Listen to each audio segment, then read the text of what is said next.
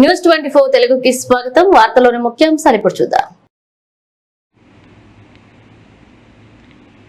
దండికుప్పం పంచాయతీ ఇందిరా కాలనీలోని గ్రామ కంఠం స్థలంలో అక్రమంగా కర్పూరం చెట్లు నరికిన వారిపై చర్యలు తీసుకోవాలని, దీనిని అడ్డుకున్న ఎంఆర్పీఎస్ నేత రవీంద్ర కుటుంబంపై దాడికి పాల్పడిన వారిపై కేసులు నమోదు చేయాలని ఎంఆర్పీఎస్ దళిత సంఘాల నేతలు తహసీల్దార్ కార్యాలయం ఎదుట నిరసన చేపట్టారు.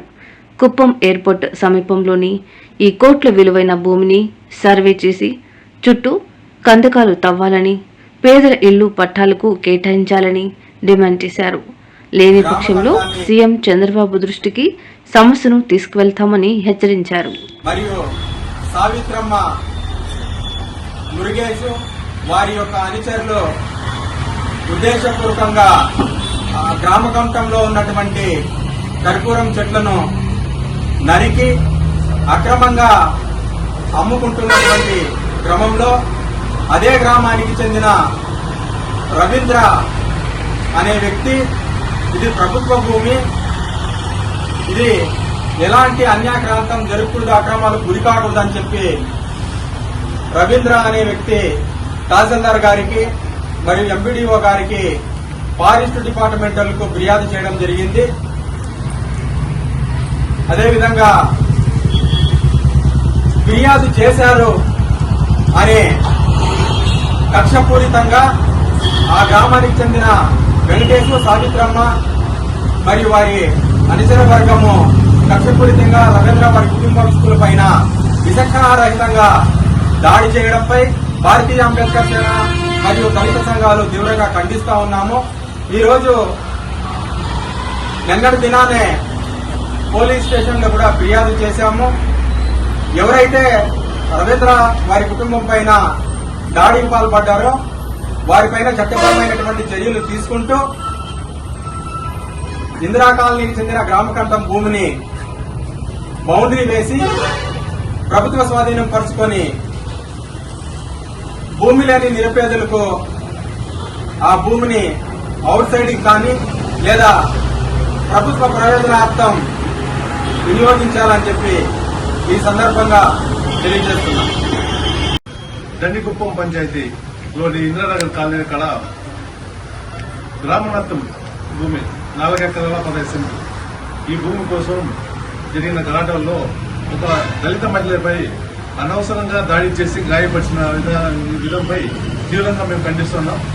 దళితులపై జరిగిన ఈ దాడుల్ని మేము ఎప్పటికీ సహించాం. వాళ్ళపై జరుగుతున్న దాడుల్ని మేము ఎప్పటికీ సహించము. వాళ్ళపైన మేము కఠినమైన చర్యలు తీసుకోవాలి. ఈరోజు శాంతిపురం మండలం కట్టి సొన్నేకానిపల్లి రెవెన్యూ పరిధిలో ఉన్న గ్రామకట్ట భూమి విషయంపై దండికుప్పం పంచాయతీలో పరిధిలో ఉన్న ఇందిరా కాలనీకి సంబంధించిన దళిత నాయకుడు అయిన రవీంద్ర మీద దాడి విషయంపై శాంతిపురం మండల కార్యాలయంలో ఎంఆర్ఓ గారికి ఫిర్యాదు చేయడం జరిగింది.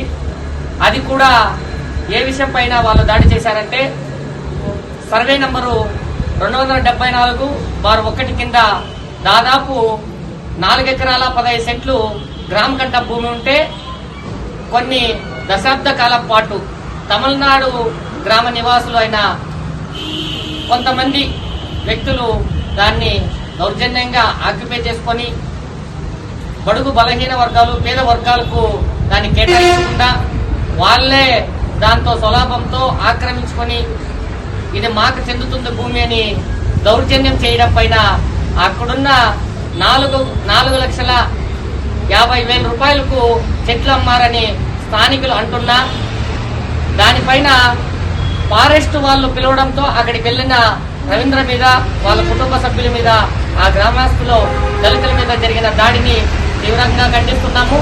అదేవిధంగా ఎంఆర్ఓ గారికి కూడా దానిపైన ఒక రిక్వెస్ట్ లెటర్ ఇవ్వడం జరిగింది.